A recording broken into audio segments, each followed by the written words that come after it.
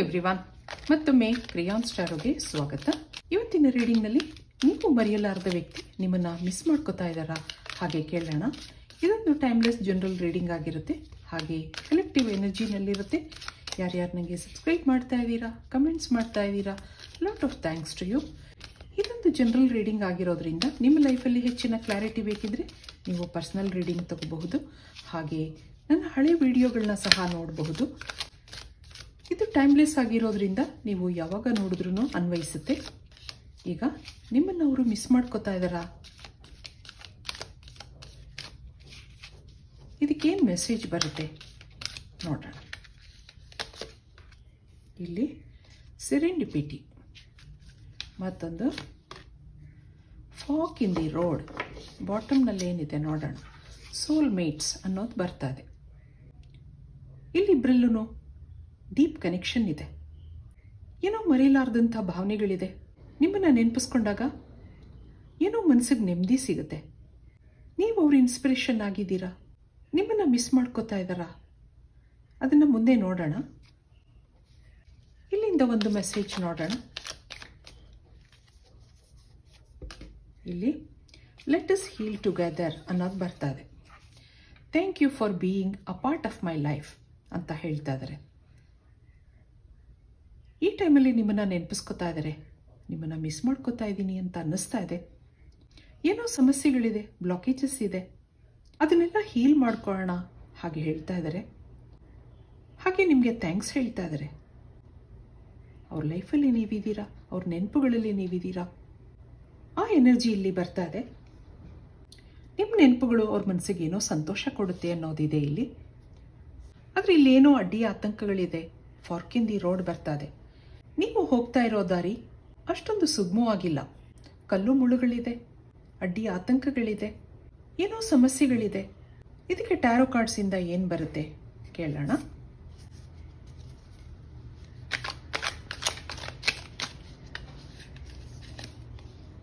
ನಿಮ್ಮನ್ನು ಮಿಸ್ ಮಾಡ್ಕೋತಾ ಇದ್ದೀನಿ ಹಾಗನ್ನಿಸ್ತಾ ಇದೆ ಅವ್ರಿಗೆ. 4 ಆಫ್ ಕಪ್ಸ್ ಬರ್ತಾ ಇದೆ, ಸ್ಟಾರ್ ಕಾರ್ಡ್ ಬರ್ತಾ ಇದೆ, ಜಡ್ಜ್ಮೆಂಟ್ ಇದೆ, ಹಾಗೆ 3 ಆಫ್ ಕಾಯಿನ್ಸ್ ಬರ್ತಾ ಇದೆ, ಮತ್ತೊಂದು 3 ಆಫ್ ಕಪ್ಸ್ ಇದೆ. ಇಲ್ಲಿ 6 ಆಫ್ ಕಪ್ಸ್. ಈ ವ್ಯಕ್ತಿ ಮನಸ್ಸಲ್ಲಿ ಕಾನ್ಫಿಡೆನ್ಸ್ ಇದೆ. ಏನೇ ಆಗಲಿ ಇವೆಲ್ಲ ಸಮಸ್ಯೆಗಳನ್ನ ಸರಿ ಮಾಡ್ಕೋತೀನಿ ಅನ್ನೋ ಮನಸ್ಸಿದೆ.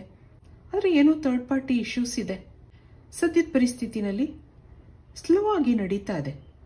ಮಾತಾಡ್ತಾ ಇದ್ದೀರಾ, ಆದರೆ ಏನೂ ಕ್ಲಾರಿಟಿ ಸಿಗ್ತಾ ಇಲ್ಲ. ಇದಕ್ಕೆ ಮುಂದೆ ಏನಿದೆ ನೋಡೋಣ. ಈ ಒಂದು ರಿಲೇಷನ್ಶಿಪ್ನಲ್ಲಿ ಹೊಂದಾಣಿಕೆ ಇದೆ. ಎಷ್ಟೋ ಸರಿ ನೀವು ಡಿಸ್ಕನೆಕ್ಟ್ ಆಗ್ತೀರಾ, ಆದರೆ ಪೊಸೆಸಿವ್ನೆಸ್ ಇದೆ. ಹಾಗೆ ಇಲ್ಲಿ ಅಂಡರ್ಸ್ಟ್ಯಾಂಡಿಂಗ್ ಸಹ ಇದೆ ಅನ್ನೋದಿದೆ. ಆದರೆ ಇಬ್ಬರ ಮಧ್ಯೆ ಏನೋ ಸಮಸ್ಯೆಗಳಿದೆ, ಡಿಫ್ರೆನ್ಸಸ್ ಇದೆ, ಅಥವಾ ಯಾರೋ ಮೂರನೇ ವ್ಯಕ್ತಿ ಅಡ್ಡ ಇದ್ದಾರೆ ಅನ್ನೋದು ಇದೆ. ಇಲ್ಲಿ ಯಾರಿಗೋ ಮದುವೆ ಆಗಿದೆ, ಅಥವಾ ಫ್ಯಾಮಿಲಿ ಇಶ್ಯೂಸ್ ಇದೆ, ಮನೆಯಿಂದ ಗ್ರೀನ್ ಸಿಗ್ನಲ್ ಇಲ್ಲ. ಆ ಒಂದು ಎನರ್ಜಿ ಇಲ್ಲಿ ಕಾಣ್ತಾ ಇದೆ. ಮುಂದೆ ಎಲ್ಲ ಸರಿಯಾಗುತ್ತೆ ಅನ್ನೋ ಭಾವನೆ ಇಬ್ಬರಲ್ಲೂ ಇದೆ. ಇಬ್ಬರಲ್ಲೂ ಡಿಫ್ರೆನ್ಸಸ್ ಇದೆ. ನೀವೇ ಒಂದು ಯೋಚನೆ ಮಾಡಿದ್ರೆ ಅವರೇ ಬೇರೆ ಥರ ಯೋಚನೆ ಮಾಡ್ತಾರೆ.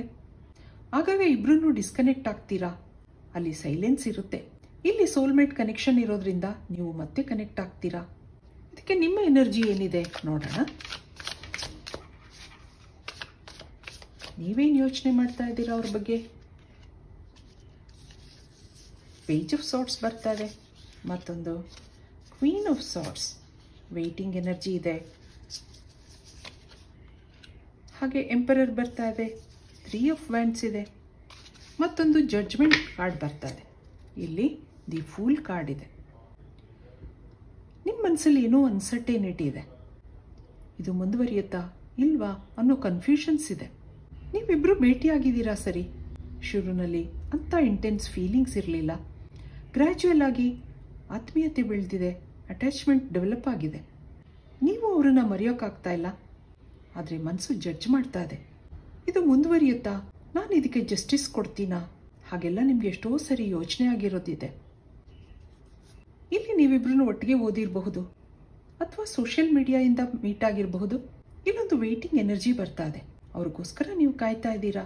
ಅವರೊಂದು ಮೆಸೇಜ್ಗಾಗಲಿ ಕಾಲ್ಗಾಗಲಿ ಮನಸ್ಸು ಕಾಯ್ತಾ ಇರುತ್ತೆ. ನೀವಾಗಿ ಕಾಂಟ್ಯಾಕ್ಟ್ ಮಾಡೋ ಮನಸ್ಸಿಲ್ಲ ನಿಮಗೆ, ಆದಷ್ಟು ಅವ್ರಿಗೋಸ್ಕರ ವೆಯ್ಟ್ ಮಾಡ್ತೀರಾ. ಎಷ್ಟೋ ಸರಿ ನಿಮಗೆ ಡಿಸಪಾಯಿಂಟ್ ಆಗಿರೋದು ಇದೆ. ನನ್ನ ಜೀವನದಲ್ಲೇ ಯಾಕೆ ಹೀಗೆ, ಯಾರ ಮೇಲೂ ಅಂಥ ಭಾವನೆಗಳನ್ನ ಬೆಳೆಸ್ಕೊಳ್ಳಲ್ಲ ನೀವು, ಆದರೆ ಈ ವ್ಯಕ್ತಿನಲ್ಲಿ ಏನೋ ಆತ್ಮೀಯತೆ ಬೆಳೆದಿದೆ, ಹಾಗೆ ನೀವು ಅವರಿಂದ ಏನೂ ನಿರೀಕ್ಷೆ ಮಾಡ್ತಾ ಇಲ್ಲ. ಅಷ್ಟು ದಿನದಿಂದ ಬೆಳೆದಂಥ ಆತ್ಮೀಯತೆನ ನೀವು ಒಂದೇ ಸರಿ ಕಳ್ಕೊಳ್ಳೋಕೆ ಇಷ್ಟ ಇಲ್ಲ. ಮನಸ್ಸು ಯಾಕೋ ಯೋಚನೆ ಮಾಡ್ತಾ ಇದೆ, ಜಡ್ಜ್ ಮಾಡ್ತಾ ಇದೆ. ಅವರು ನನ್ನನ್ನು ಮಿಸ್ ಮಾಡ್ಕೋತಾ ಇದ್ದಾರಾ ಹಾಗೆ ನಿಮಗೆ ಎಷ್ಟೋ ಸರಿ ಅನಿಸಿರೋದಿದೆ.